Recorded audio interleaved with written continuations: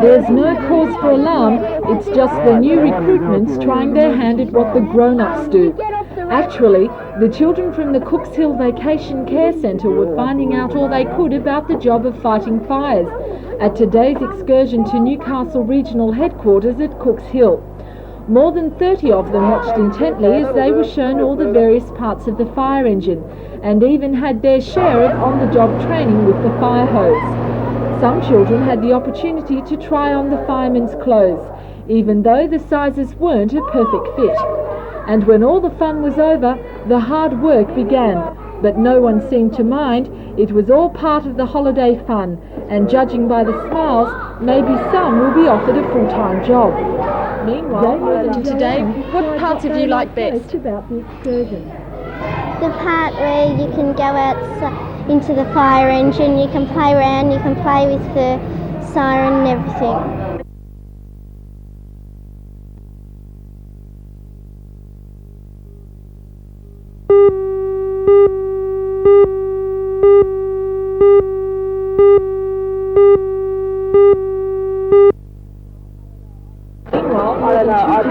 Children took advantage of the clear skies today and participated in the National Day in the National Park Netball Courts in Newcastle. 28 teams competed against each other in a series of round robins with trophies and medals being presented. The Gala Day was sponsored by the Department of Sport and Recreation, one of the many activities that have been organised for the children over the holidays. Michelle and Bernadette are both 9 years old and play for the South team. They told me more about their sport. Michelle, how long have you been playing netball for? About 4 or 5 years. 4 or 5 years. How old are you now? 9. So when did you start? Oh, about 5. When you were 5 years old. And what do you like about the sport? It's lots of running around, and you got to depend on all the girls in the team, and you just don't have to depend on one. Right, and it keeps you nice and fit? Yeah. And Bernadette, your position is goal attack, is it? Yes. And what does that do? Oh, you have to defend your girl, and that means you have to be a good player, and the best players are goal attack and goal defence.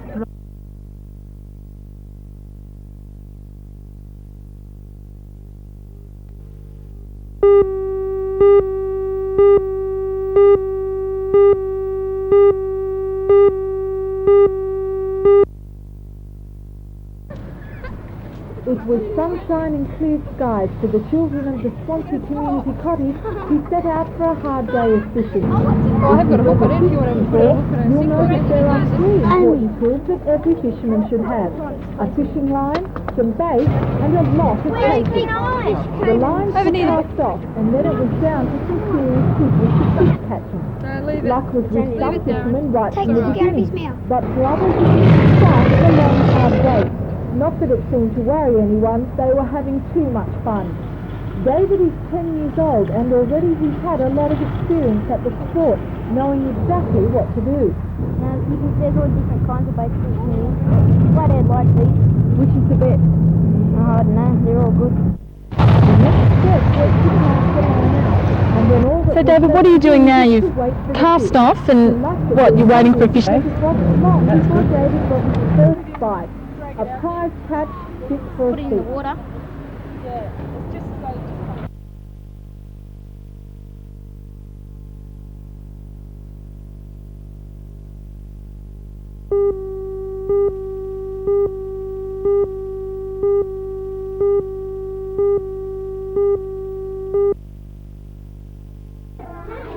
Over the holidays, the art of painting has proved a popular pastime among all the girls and boys who have spent their school holidays at the different play centres throughout the Newcastle area. And it was no different for the children attending the community cottage at Swansea, but their painting exercises were a little different because they were painting on walls. In fact, the children were creating their very own murals. Murals or wall paintings have been in existence for a very long time. The Romans used to paint on the walls of their houses just as these children, and their work would often describe stories or important events. But these girls and boys were using lovely bright colours to create all kinds of different scenery. Some even painted pictures of themselves, while others wrote messages. Fingers were also put to good use, and when the works were finished, everyone agreed that they were truly masters of the art, leaving a message to all of us. Hi, early birds.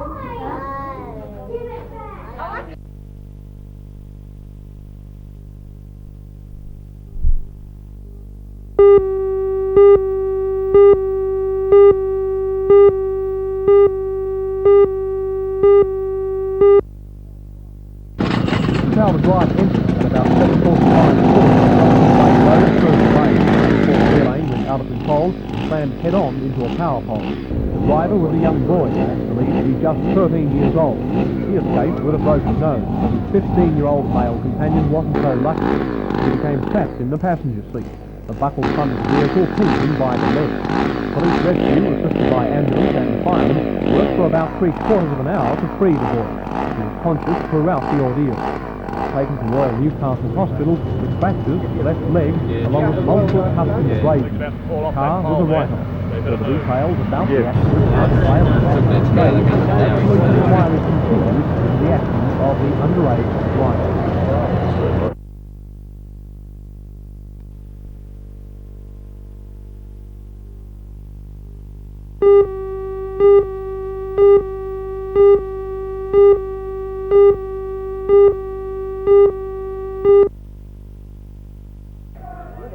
With Newcastle and Penrith both just outside the top 5 and with the season half over, today's game was vital for both sides. For the first 20 minutes of the game, it was Rosebud who seemed to want to win the most. The pressure was converted to points by 6 minutes into the game, with Rosebud's John Macquarie finding the net with a header. It seemed to be just a matter of time before Rosebud would score again. Last week's defence from Penrith kept them in the net. After the initial pressure from Rosebud, the game quickly got slowed down with Penrith adopting their sword and slow defensive game. Shortly after half-time, John Macquarie, Rosebud's only really second attacker today, almost put Rosebud further ahead. Just minutes later, the Penrith game paid off. Rosebud's Neil Owens edged the ball back past his own keeper, and the mistake gave Penrith a draw in a game of soccer that never really hit the height.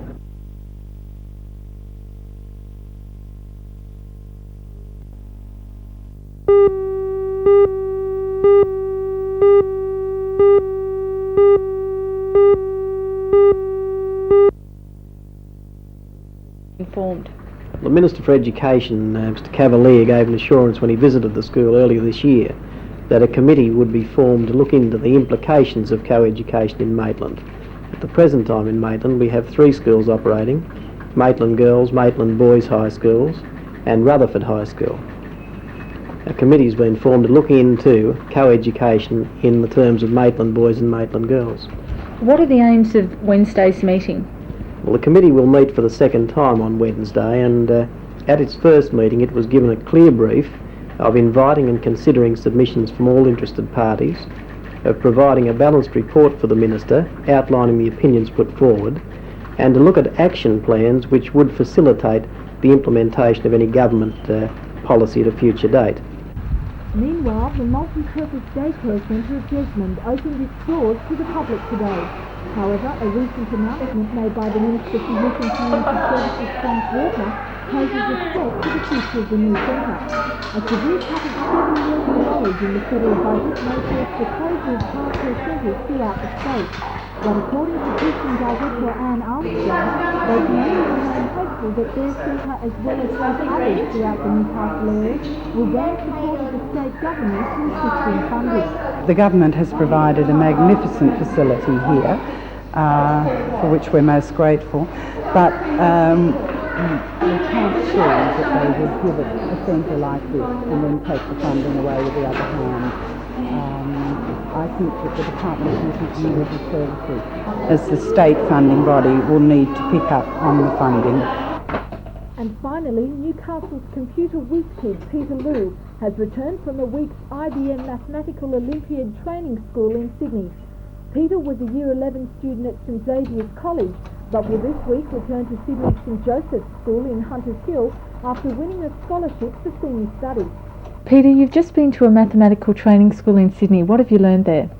A lot of mathematics, like combinatorics, trigonometry, geometry, the stuff that you need for problem solving.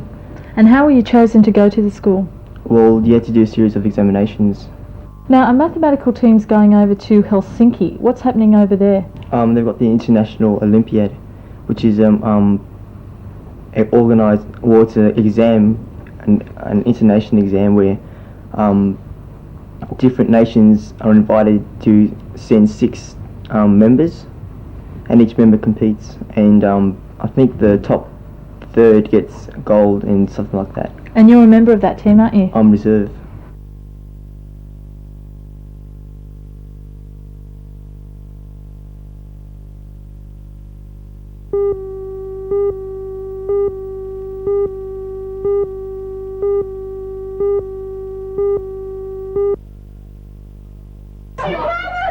Two weeks ago, and young Wanda Cookson was over the moon having a telephone afternoon. It was the first time the 16-year-old child assistant had won anything, and what a way to start. Congratulations on winning your new home and welcome to it. We'd like to present you with the keys, and we wish you many happy years with your family in your home here at Glendora Estate. And we wish you many happy years. No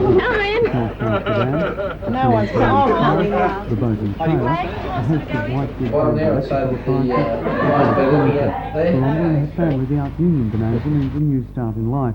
Although 2 weeks after her ticket was drawn, Rhonda still finds she has to pinch herself to ensure it's just not another of those dreams of yesterday.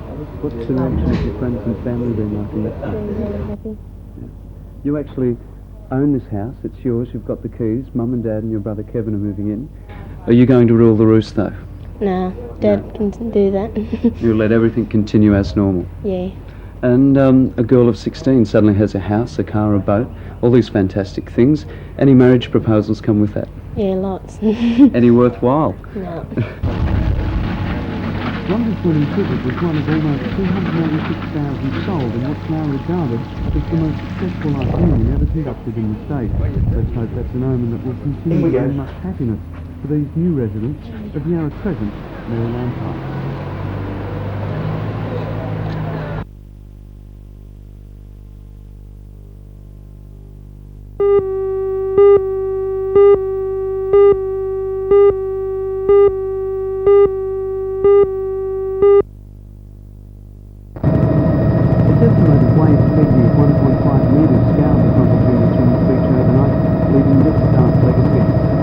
Beachfront lost 2 metres of sand.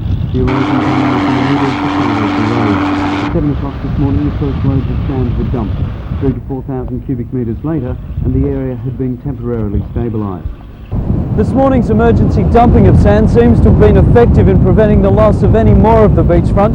What's of concern now is the 1.7 metre high tide expected later this evening, that if the winds continue, could easily see all this good work undone.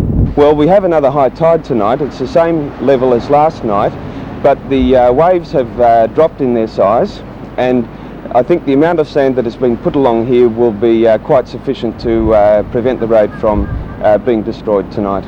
Lex Nielsen is a member of the public. He says last night's damage was not unexpected, considering the weather conditions, and adds that if anything, it serves to highlight the purpose of the study, which is currently on display in the Hawkesbury Hall. This is due to the effect of the offshore shoals near North Head, and it appears from the results of our study that the waves do tend to concentrate on this part of the beach, and that is why the erosion here is a bit more severe than elsewhere on the beach. Are you happy with it? Come off because there's so much.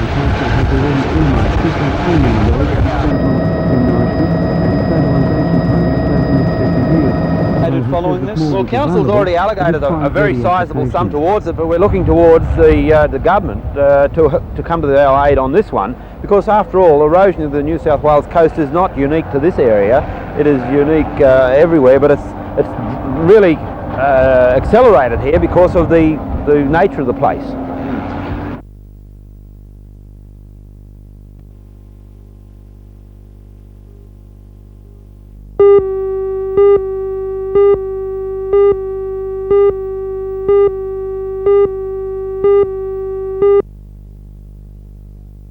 increase in the medical benefits schedule means in New South Wales the fee for a standard consultation with a general practitioner will rise from the 1st of July from $15 to $15.60. Medicare refunds will increase correspondingly for the same consultation from $12.75 to $13.30. While Health Minister Dr Neil Blewett says the increase represents the 2.6% national wage case decision from April this year, along with increases in medical costs, the rise was today criticised by medical groups. In Newcastle, Dr Ian Walker, President of the Hunter branch of the Australian Medical Association, said he believes the 3.73% increase for GPs is inadequate. Well, I can tell you with authority from my own practice that it nowhere near measures up to the increase in costs in our practice in the past 12 months. I can see that the government has a problem to contain the cost of the Medicare check at the end of each year and will be making every attempt it can to keep this cost down because the population must pay for it. But I do not believe it is a fair recompense for the increase in expenses over the past 12 months. Dr Blewett has said there is now no justification for doctors to impose charges above the scheduled fee. What's your response to that? I find it very hard to believe a lot of what Dr Blewett says. He is very liable to change his mind when faced with the truth of the matter later on, and I don't believe he's justified in making that statement either. I believe the doctors should act with restraint, but not because of the reasons that Dr Blewett gives. Why do you think they should act with restraint? Well, because I think that the rest of the population is being asked to act with restraint. I don't think that this offer should be dressed up for something that it is not, a generous offer, when in actual fact it doesn't even cover the increase in costs of running a practice over the past 12 months. Great. Lovely.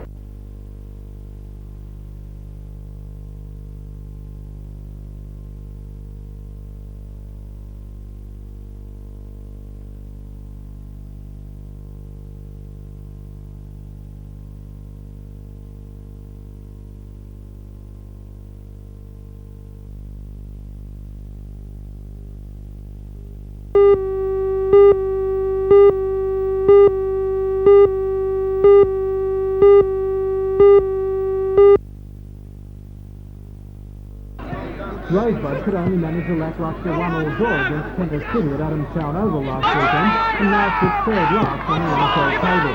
For Wollongong and Rosebud, tonight's game is vital and Rosebud to another NFL next season. Wollongong is running last on the table, only 3 points behind Rosebud, and the loser tonight will remain dangerously close to the relegation zone. A win tonight for Rosebud would raise them up to 6th position on the table and put them within striking distance of the leaders. Rosebud captain Jason Hopkins says it's only 2-0, and he denies any suggestion the team is lacking spirit. Tonight's game is very important, mainly because a win tonight would really put us up into the top 4 category, and it would boost our confidence for the hard rounds to come. We play some very good teams in Sydney Croatia and Sydney Olympic in the coming weeks, so if we can get up today and get up the top of the table, I think we'll gain more respect from those sort of teams. In last weekend's game, you seemed to lack a bit of team spirit and team confidence. Is there a morale problem with the club at the moment? No, I couldn't agree with that. There's not a morale problem. The problem lies in the fact that a lot of the teams come to Newcastle and we give away very silly goals. We do the hard work and get a goal in front like we did last week, and then late in the second half we give away an own goal and a sloppy goal, and we've been giving away a number of sloppy goals in recent weeks, and that's where the morale problem starts, because we go to training and Willie will sort of clearly state that he's not happy with the goals that we are giving away, so we just drop down and put our heads down.